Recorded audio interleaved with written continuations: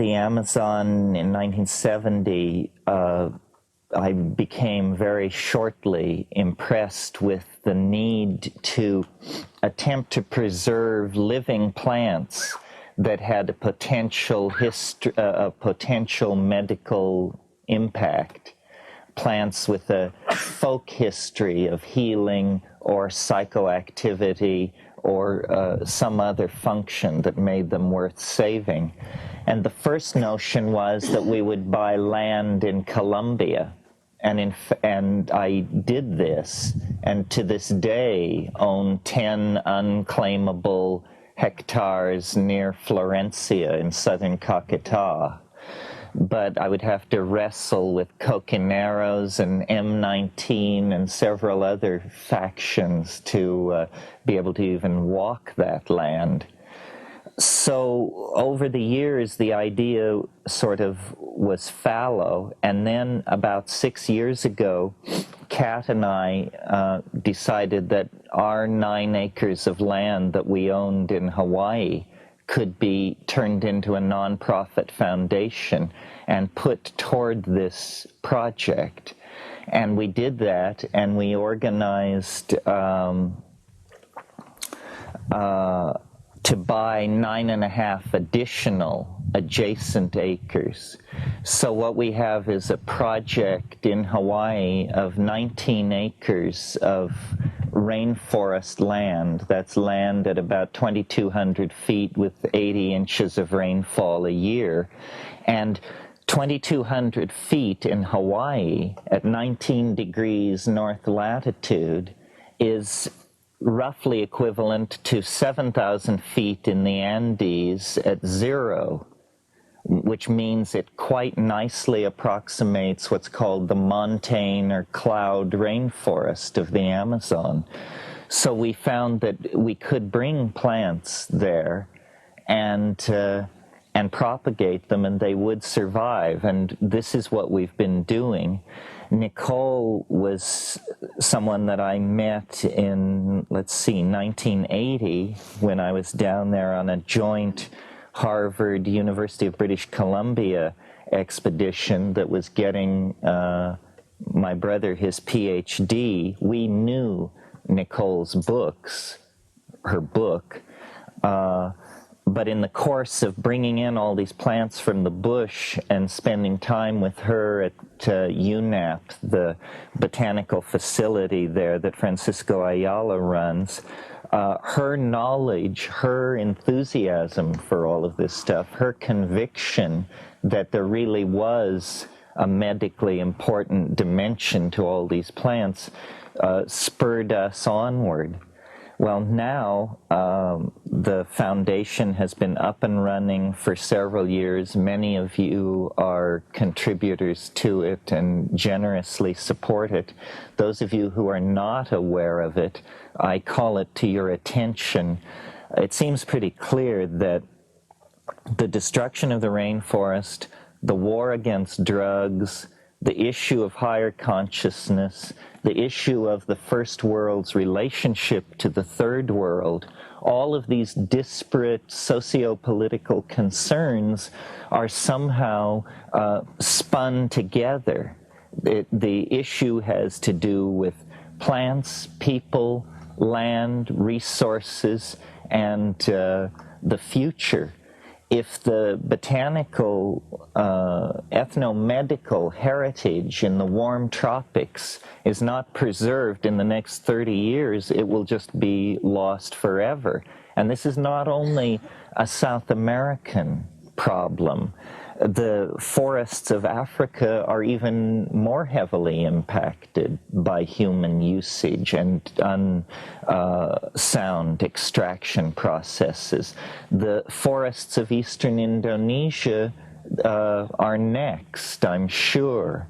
And in each case, the whole, they say there can be a technological fix for almost anything.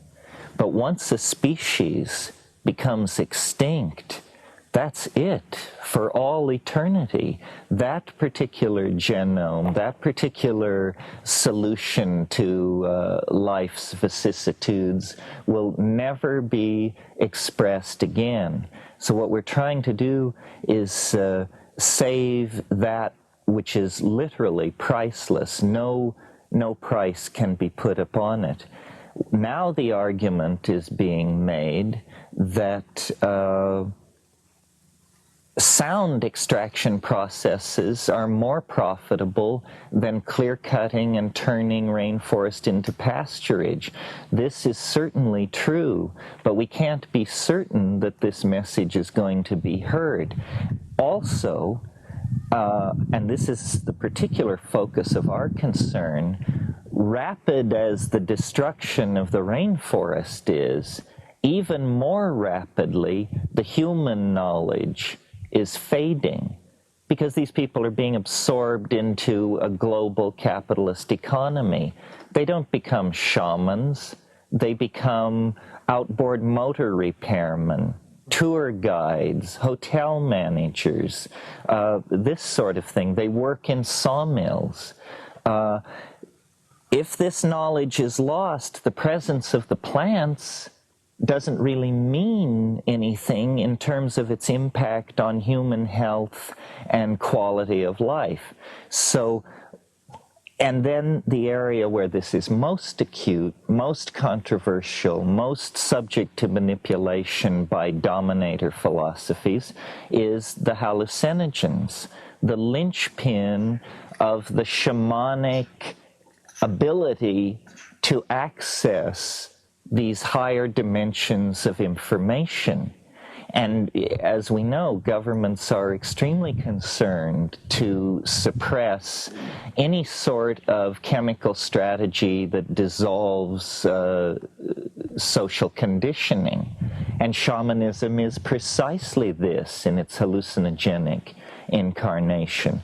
So one of the things Botanical Dimensions has stressed is the collection of the magical plants, the plants which have psychoactivity, the plants which are allowing these people to stretch the envelope of what is possible in the domain of cognitive activity.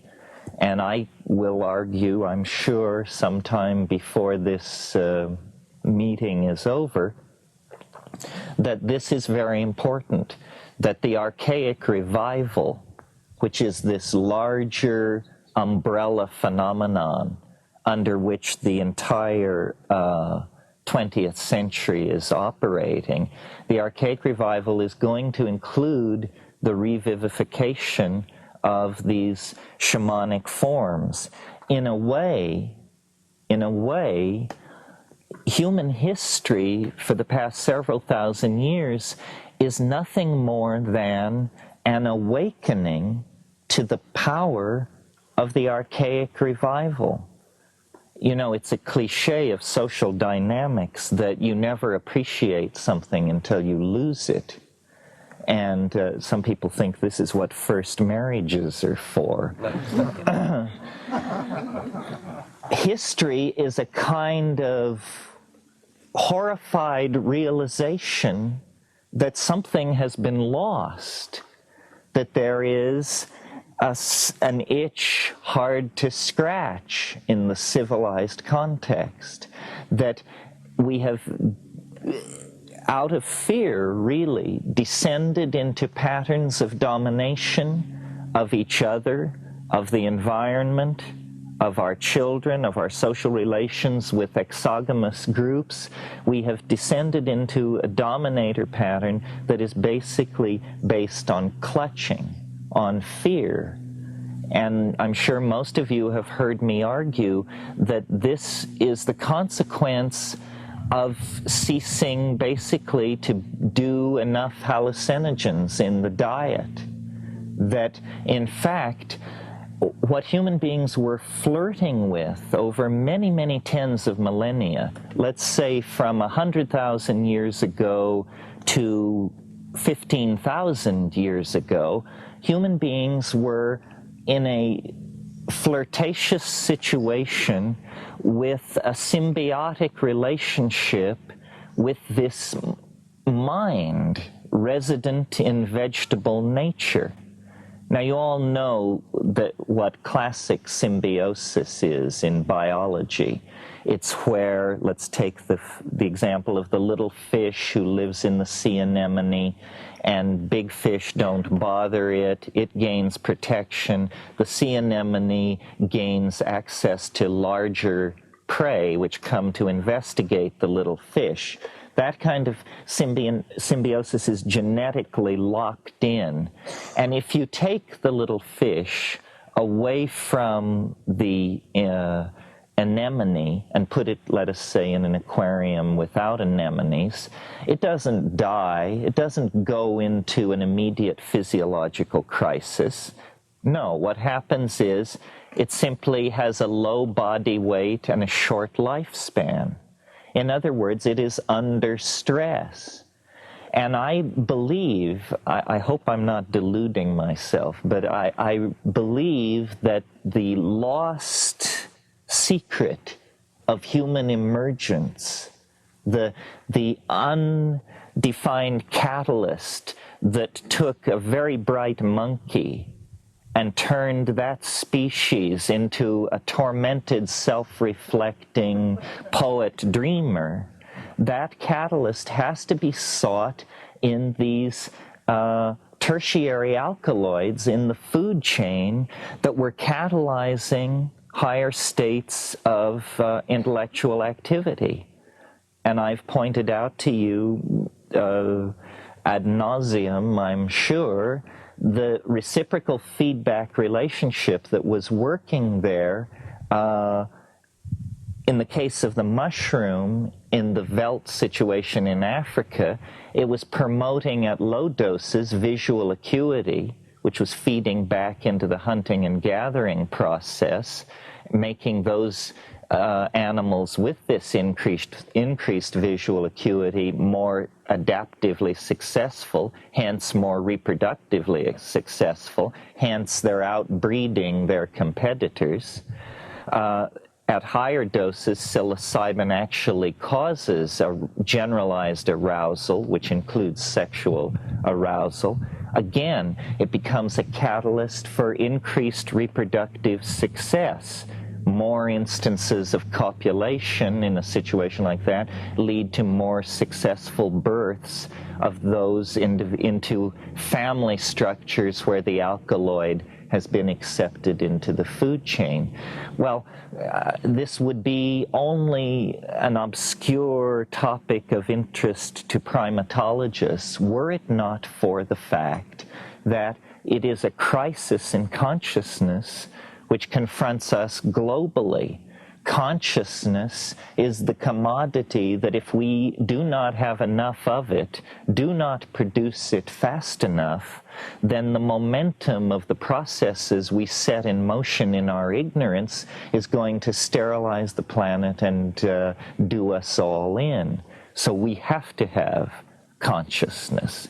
Well, then you look at the smorgasbord of ethnographic possibilities and you discover this institution of shamanism. It is the institution of planner, of visionary, of manager, of large system coordinator. That's what it's about. You call it magic on one level, you call it curing, you call it folk psychiatry, or weather prediction. Shamans have been involved in all of these things. But as Nicole was made so eloquently the point last night, to these deep forest people, it is ordinary. It is ordinary. They live in a different cultural dimension than we do. Dimensions which to us are completely value dark are to them completely transparent. And dimensions which to us are extremely rich and complex, the inner world of the nucleus of the atom, let us say, are for them totally value dark. They don't even cognize the possibility of asking the question. But nevertheless, the specialization in these various domains is not something where one is as good as another. Consciousness is the domain of immediate experience. How are we going to save this planet? How are we going to take the lethal cascade of toxic, technological, and ignorance-producing habits that are loose on this planet and channel them toward some kind of a sane and livable world? Well, the answer is emerging in culture out of the collectivity of global consciousness. It is what I call the Archaic Revival. It is this very large turnover in the mass mind. Some people call it a paradigm shift. It's an effort to recover the sensory ratios, the feelings, and the attitudes of 15 to 20,000 years ago, before fear, before ego, before male dominance, before hierarchy, hoarding, warfare, propaganda, child abuse, all of these things. And the answer lies, as was indicated last night, in integration into the dynamics of nature. Well, so far as my analysis gives it to me, the only way you can abandon yourself to the dynamics of nature is to break through the language shell. You must cut through the aura of programming and cultural assumptions that surround us from the moment we are able to speak. The only way this can be done is by dissolving the boundaries of ego. Ego is a structure that is erected by a neurotic individual who is a member of a neurotic culture against the facts of the matter. And culture, which we put on like an overcoat, culture is the collectivized consensus about what sort of neurotic behaviors are acceptable. Now, I don't know, so you see, what I see going on in the Amazon is a very radical psycholytic therapy where they are dissolving, literally dissolving the boundaries of self, culture, and ego assumption. And then what you discover is not the white light, or what William James called a blooming, buzzing confusion, although in the first few minutes it can be like that. But what you really discover is sentient, organized, living, loving nature. That nature is a force. Nature is a mind, a personality, organized with intentionality, organized with feeling, humor, grace, and conviction. And if you can get right with that conviction, then that's the secret of dancing in the waterfall. That's the secret of the shaman's apparent transcendence of the rules of mundane statistics. Because that is what it is. The shaman doesn't violate physics. He or she simply knows how to push the improbable to its greatest extent. And in Eastern philosophy, this is called the Tao, abandonment to the flow, fitting of the small pattern into the larger pattern. Well, I think these things are very important because I think that psychology, psychiatry, psychoanalysis, it's a good idea, but it will never reach any kind of operational effectiveness until we look to these native healers all over the world and study their methods. And their methods are chemical and personal. It's a combination of care, attention, intention and chemistry that allows consciousness to be made malleable and then recast in other forms. So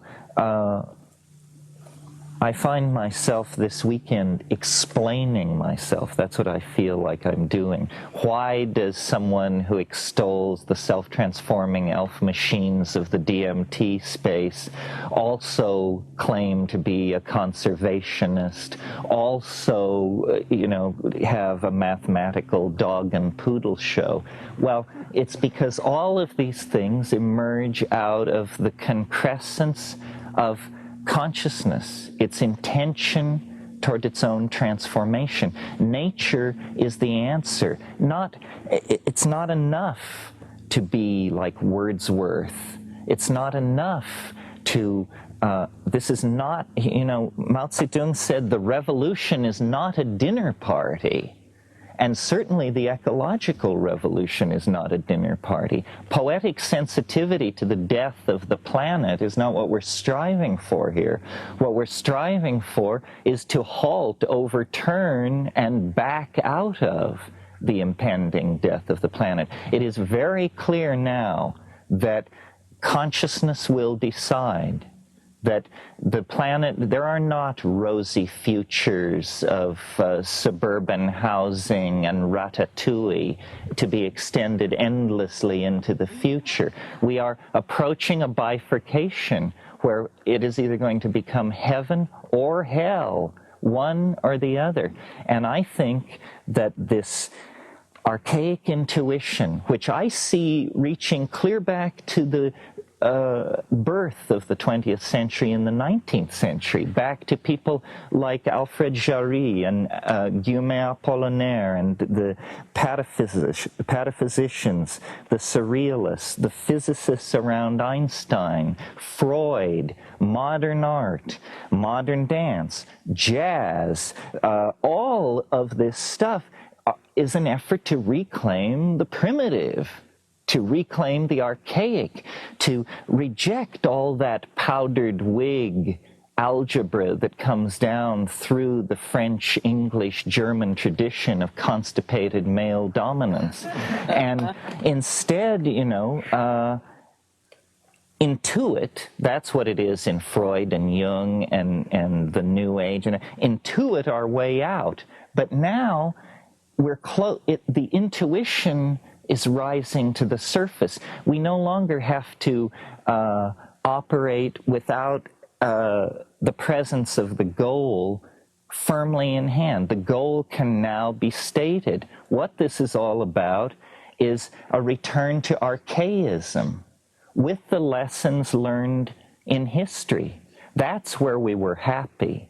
The fall was a fall into a veil of tears, into a world of limitation and pain and suffering and infectious disease and so forth and so on. It's a prodigal journey into a lower dimension that can now be ended by a collective cultural decision to commit to this Taoist, shamanistic, feminized, cybernetic, caring, aware, present kind of being. I mean, it's nothing more than what each of us is in our very best moments. But we have to extend those very best moments to fill whole lifetimes. Think of the number of people who suffered and died that we could sit under this tree this morning.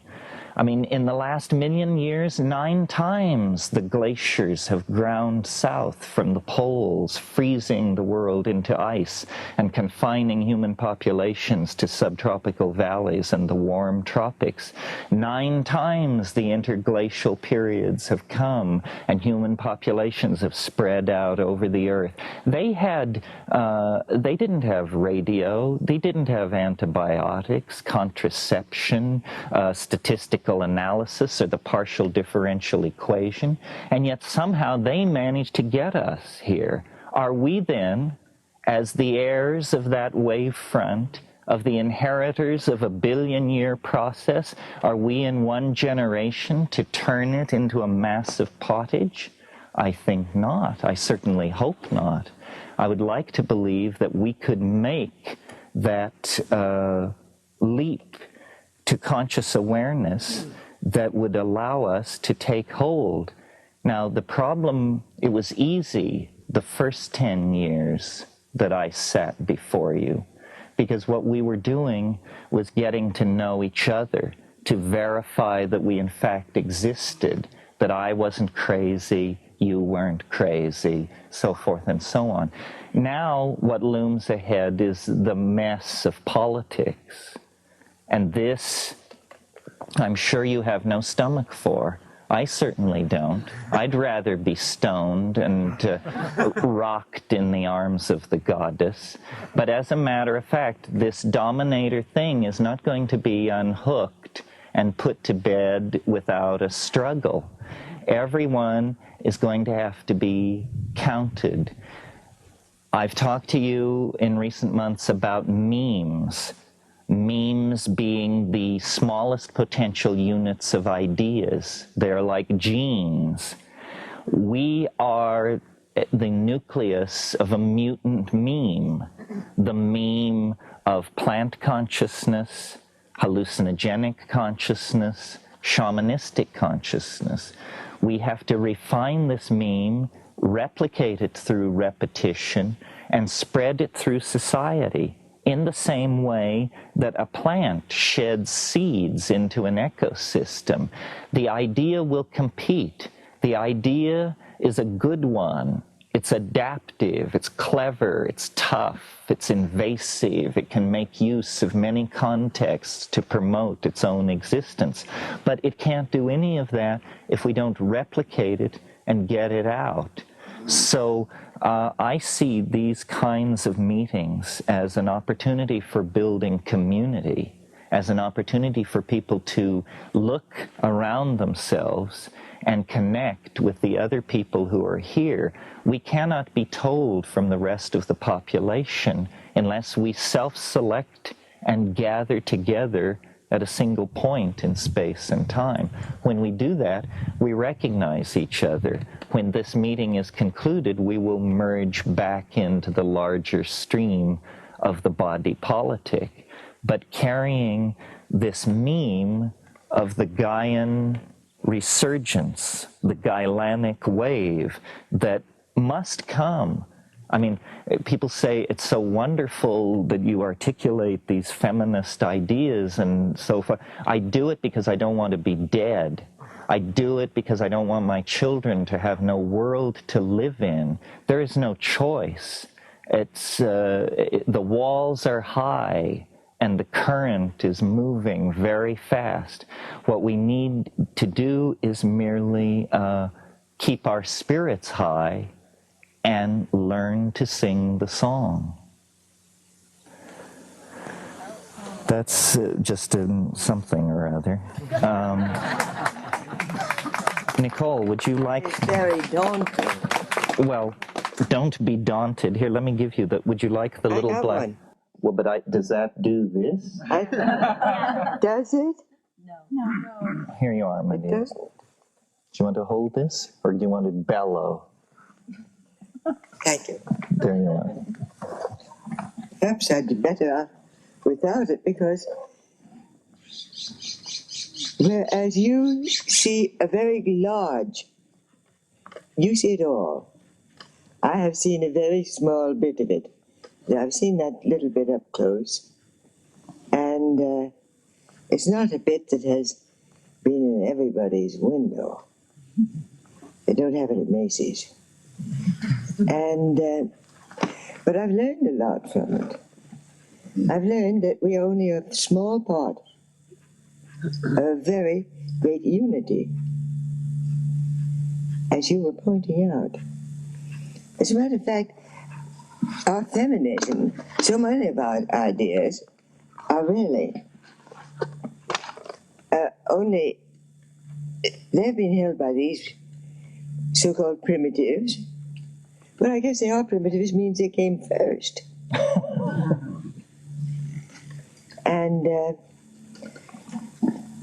so many of our ideas, for example, I am convinced that theirs was originally a feminist society, because you find traces of it everywhere. A woman in the Amazon is a chattel, they say, but I've so often tried to buy some native artifact from a man, and he'd say, I'll have to ask my wife. On the other hand, it shows up, the reverse shows up in many ways, like with the doctor I was talking about Kuvad this morning. Kuvad is the Amazonian method employed by many, or rather system, which is employed or in force in many tribes. When mama's going to have a baby, she simply goes to the edge of the river, possibly with a friend, another woman, and has it. And that's it. She comes back after washing up a bit, and Papa gets in his hammock, and he is a sick man for anything from 2 days to 2 weeks, depending on which tribe it is. And she takes care of him. Well, now, is that really subservience, or is it the sort of dominance, female dominance? I've never been able to decide. But it is not one that we could put over in our society. And you find traces of an ancient mother worship all through it. They'll speak of as you know, they are animists, which seems pretty reasonable when you're amongst them, because trees have spirits, rivers have spirits. They are entities, they have personalities, and they have a will of their own, according to native belief, and sometimes mine. And that power is described as residing in the mother of the tree, the mother of the river. The spirit of it is the mother. Well, the mother, all through Amazonian tribes, cultures, as far as I know, the system is that mother has acquired authority, usually over the girls for a long time, but over the boys only when they're very small. When they're bigger, they go out and learn to hunt fish with Papa, and they get it initiated. The initiation for the girls is somewhat more peculiar. The tikuna, for example, when a girl reaches marriageable age, which it can be any time she reaches puberty,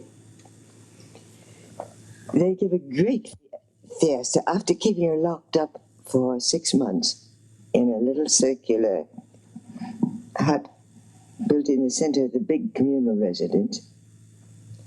And then at the end of that, she is brought out, and there's a very great and very drunken fiesta with all the men wearing elaborate masks. The girl is beautifully dressed with feathers and paint, but the men wear these hideous masks, and they chase her around, supposedly scaring her to death. And then at the end of it, she is seated at dawn on a tapir skin, and 2 old women will pull out every hair in the poor girl's head. It's called the pelacion, the peeling. And that is to teach her that matrimony is no bed of roses.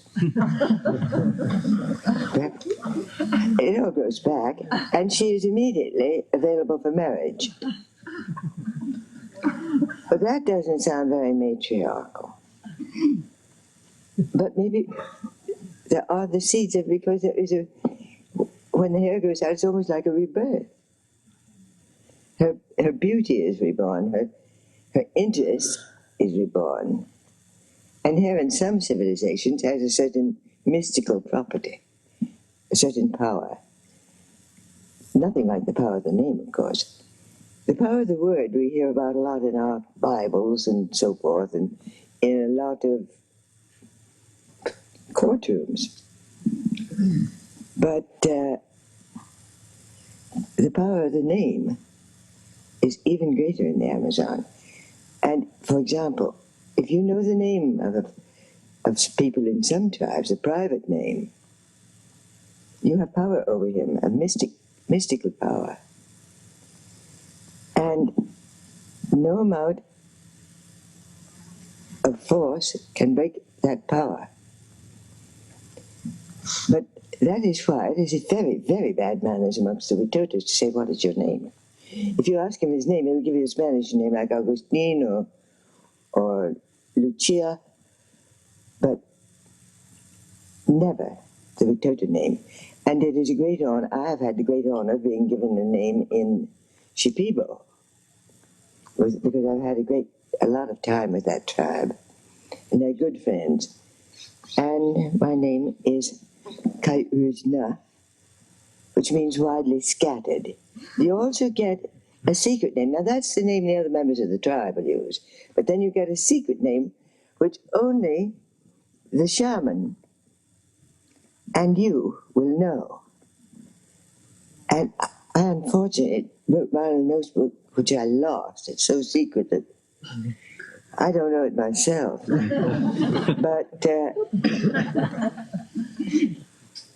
But the name I have, when I go into a tribe and I say a group of Shipibos or Konipos, their language is almost the same, that I am Kai Uzna, I'm immediately accepted as one of them. Whereas if I say I'm Nicole, I'm an outsider. The name has power.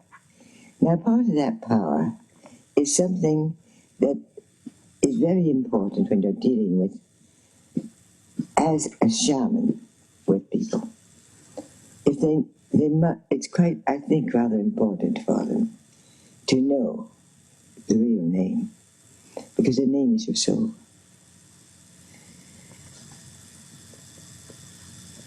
Etiquette in the tribes, of course, is very rigid.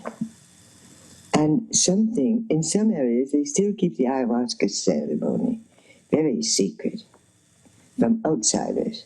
Not secret amongst themselves, of course, because it is an entrance into the real world, as I said. Terence can explain that to you. And in that, you can see, or the shaman will see for you, where you lost such and such a thing, or who is your secret enemy, or if somebody's sick, who is the witch doctor who sent the dart that made him sick, or even killed him, because no death, strangely enough in the tribes I know, no death is ever normal. Death is not accepted as a natural thing. It is an act. It is something that is put upon you by another person. A witch doctor, or, of course, it's not now so much, but there used to be a great deal of killing in wars, but wars mostly for honor. Revenge killings. Honor is such a big thing with them, and it is so closely associated with revenge that some of the tribes, the warrior tribes, were dying out. There were almost no able-bodied males left over 40 in the Agoduna and all the Yugoslavian tribes. And in fact, their attitude toward killing was rather different from ours. I heard one of them who had become a convert and telling what a good Christian he'd become. And he said, I gave up drinking very easily. That was no trouble. I gave up women and doing things I shouldn't very easily. But giving up killing, that was a different matter. I had to think for a long time. And you see, I was a good killer. A very good killer. Everybody knew me. And I like to kill people. It's a sport. And it's a sport that gives you the same kind of honor, the becoming a champion at anything, any sport in our civilization can do.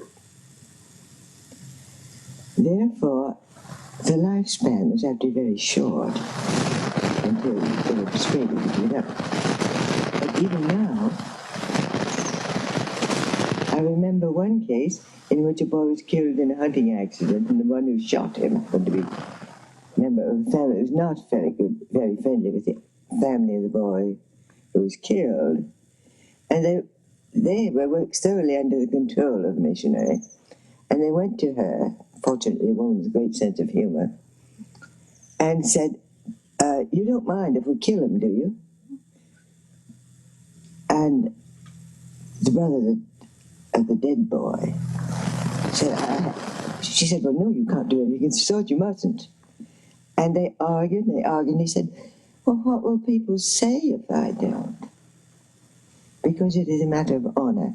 And this all goes back to what I was talking about yesterday, honor being the one thing they can keep, the one possession of value. And it makes quite a difference in your civilization. Well, I think going to these people with an attitude of interest in their medicine has given them a sense that they didn't have from the petroleum people or the rubber people. Well, I don't get that anyway, because there aren't very many of us doing that. They are accustomed to seeing people who have these marvelous chains, the magic saws that will cut a tree in 10 minutes. It would take them all day to hack through with a machete. And you have the machines that will land on the water, the planes. Those people must be superior, and they act superior and impose their will in a most superior. So the kids are very much impressed. They don't want to. Those people have their medicine coming in boxes and in little bottles, and all wrapped up in paper. And if you offer an oil driller a plant to cure his eye infection, he's going to laugh at you. And he'll probably say, don't be dumb. And so they get very much ashamed. And they not only won't confess to knowing anything, they will not learn anything. So it's all being lost. And that's why I've had to scurry around so and try to get all I can. A friend of mine, Ted Law, was a flyer in the jungle. Had very bad rheumatoid arthritis. And he noticed an old woman in one of the villages who had been terribly crippled was suddenly, not very suddenly, it took several months, but she was straightening up and running around and striding out in very good shape. And he asked her, how come? She explained to him she had taken this unanopsis. So he started to take it. Well, Ted was a diabetic.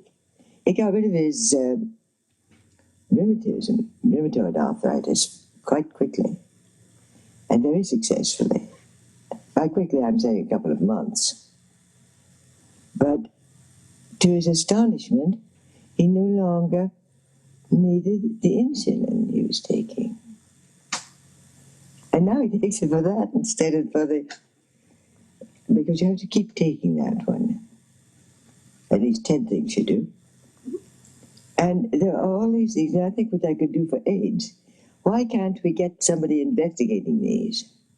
Why isn't more work done? Why isn't there big noise? Everybody says it's because, well, who knows, it may be suggestion. It's a little hard to suggest laboratory tests to influence microscopic slides. And it's a little hard it's a great deal harder to influence minds into accepting the fact that some of these primitive people can know things we don't. Their hallucinogens are the thing I I've asked witch doctors how they learned about the plants. They will say, well, the plants tell us. And then when you get really talking it over with them and you're very good friends, they will explain that they,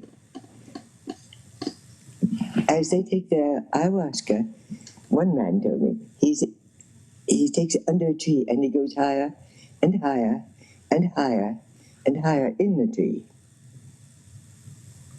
And as he goes up, different plants at different levels come to him and explain their uses.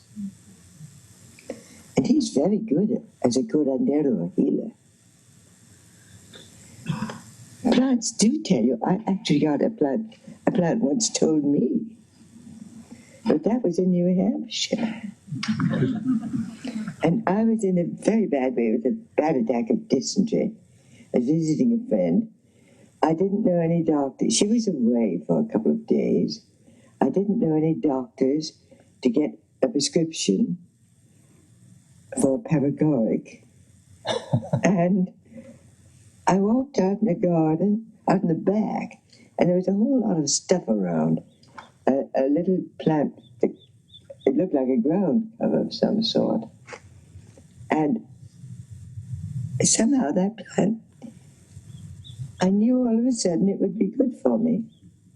And I looked it over carefully because that's a very reckless thing to do, take any plant without knowing. There's some extremely toxic ones. And it was, I checked the flower and it was a labiata, the mint family. Practically none of those are very toxic. And so I made a tea of it and I drank it and it fixed me right up. And then my hostess came back and I asked her what the name of the thing was. She said it was ground ivy.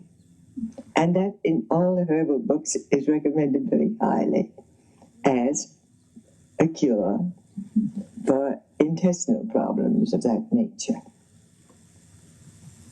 They do tell you. But you have to know them, and they have to know that you love them. You probably are all fully aware of the the emotional reactions of plants. They've been told in a number of books. What's the name of that guy? I knew him too in New York. He was teaching the police forces of the whole country to do lie detector tests. No, I don't know. it was the first one. And he invited me up to see his plants react. And you probably all know this, he put on the little gadgets on him, and he had this huge desk, and the whole top of it was all very electronically elaborate. And he'd get, if you approached with a burning match a plant, you'd get a reaction like that on the graph. Well, that's awfully well known, but if they can react defensively, why can't they react in other ways? Or rather, not react, act. The witch doctors will tell you they can, that the mother of the plant is what does it. And the mother of the plant is best and most often met and chatted with through the influence of some psychedelic drug, some consciousness changing. The pumalas, which are snuffs used in Colombia. The ayahuasca, I think, is the widest, the most widely used, but there are dozens of them.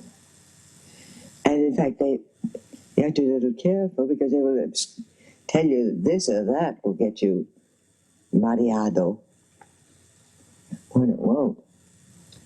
Ayahuasca and things like that. They'll assign, the people who don't know very much and who want very much to impress you will assign fantastic powers to plants that really don't do very much. But there's the ones that do very much, do it thoroughly, and with a will of their own. I've met bad ones, too. I remember one ayahuasca ceremony when something started pressing on me, from both sides and crushing me. I was having a bad trip. But it wasn't just that. I said, "You can't do this to me." I said aloud, "I am stronger than you are. I will dominate you, you're not going to dominate me." And it went away. And just then the witch doctor's assistant, the shaman's assistant, came over to me and said, "Something is wrong here." I started with this fan to direct the spirits. Fans, I thought. And he was aware that something was wrong. But I said, "It's already all right." And it was. But you see, you can fight back. Even in the middle of the dream. Which to me makes the dream rather more convincing. The fact that it can get turn nasty on you and want to harm. There are things that want to harm you, as well as just all sweet and lovely. Have you ever had that experience? Oh, yes. You mean of difficulty in the psychedelic dimension? Of having an evil one? Yes. You know Don Fidel Mozambique. Yeah. You took me there. You and Dennis. Oh, that's right. Yes.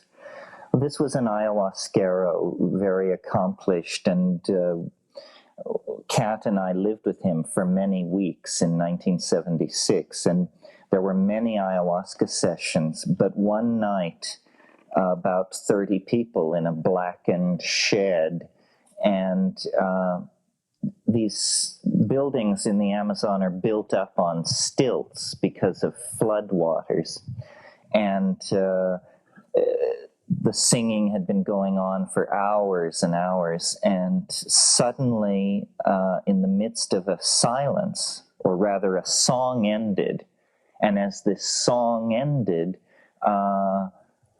the wind started to blow, and a dog began barking outside, and in the next room, a infant began to scream, and this confluence of disruption, the shaman jumped to his feet to the middle of the room, quivering, and imparted a shivering motion to the whole house, and just made the whole house shiver. And then you could feel this thing lift. The wind died down, the baby calmed, the dog stopped barking. And nobody in that room had to be told that there had been a near pass of something very peculiar there. There are, it's a wave mechanical medium, the dimension that ayahuasca conveys you into, and it's like surfing. The same wave that can lift you up and carry you ecstatically toward the shore, if you cut it wrong, can drag you down and beat your head against the bottom of the ocean till your contact lenses fall out. So there are techniques and there are moods. Something you said, Nicole, about the plants being aware of the approach of the match. I had an experience this summer which brought all this home to me. It was actually a double experience. It was quite peculiar. We have a plant in the botanical garden in Hawaii called Lupuna. It's a magical plant. It's a plant that the Indians say should never be approached except if you're celibate, and it's a very heavy magical plant. Is that the tree? The tree, yeah. And I didn't know this when I first planted the plant, so I've planted it perhaps not in the best place, perhaps too close to public traffic ways. And near it, there is an old dead tree with a big branch which sticks way out. And my caretaker and I were down there with our machetes working one morning in this area. And we heard this sound like the crack of a rifle. And we both stood up, put down our machetes, we're scanning around, when suddenly we see this dead branch break off directly above the Lupuna tree, this branch of an ohia tree, which must have weighed many hundreds of pounds, was falling right toward this little treelet, which is about this high.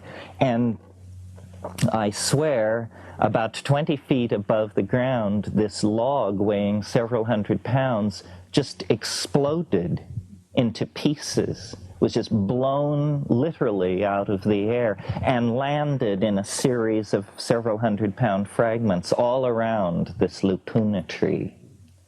So, it was approached being supernatural. I mean, I looked at Kenny and said, "Did you see what I saw?" And so this seemed to me an instance of a plant being able to protect itself. But I was very concerned, this is now the coda on the story, or the second half. I was concerned because this dead tree from which the branch had fallen is a tree that we have covered with ayahuasca. And so I went running up to see how much damage had been done to this specimen plant and how much of it had been dragged out and disrupted, and none had.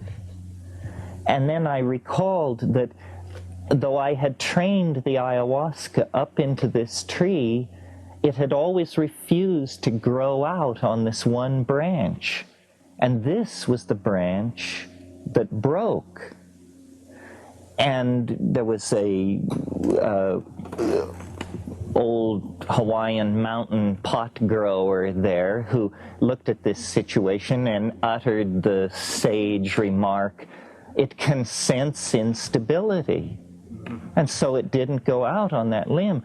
And I thought, well, wow, is this true? Could it sense instability? And then I tried to figure out, well, how could it sense instability? And then someone offered the idea that, well, maybe the pressure of the wind on a dead and weakened limb has a different vibe than the pressure of the wind on a solid and growing limb, and this thing could actually sense that the limb was rotted and wouldn't go out onto it. Well, so then I began looking around at all the other ayahuasca vines climbing on dead trees in the neighborhood, and I noticed that there were certain limbs that they always avoided, and no matter how densely they ramified through other parts of the tree, they would not go out onto these certain weakened, extended branches. Well, you know, for me it was like an object lesson. It was an objective lesson that some of these things that we say about plants are true. Well, then all you have to do is the thing that Nicole says I do best, which is pull back to the cosmic perspective and say, if a plant in a Hawaiian forest, a vine in a Hawaiian forest, refuses to go out on a weakened tree branch because it senses instability, then what are the resources that the global ecosystem can bring to bear on the situation when it senses the instability that is represented by human history? It means that the vegetable world is able to react. The vegetable world is sensing and processing information. Now, we can't know its thoughts. In my little example about the ayahuasca, we can't know its thoughts, but we can see what value it was seeking to maximize by creeping out on that weakened limb. It wanted to live. It didn't want to go into a situation of danger where then it would be jerked to the ground by hundreds of pounds of falling inert material. It wanted to live. It sought to maximize life. Well, how much greater then must be the power of the endangered rainforests?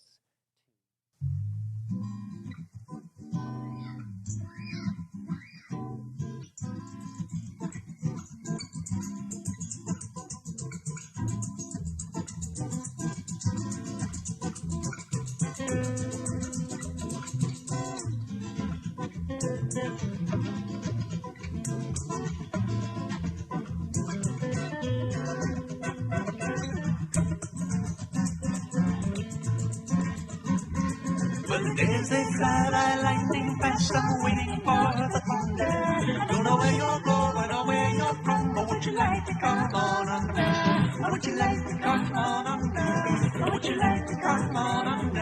I'm feeling cold, but my head is dry and the sky is full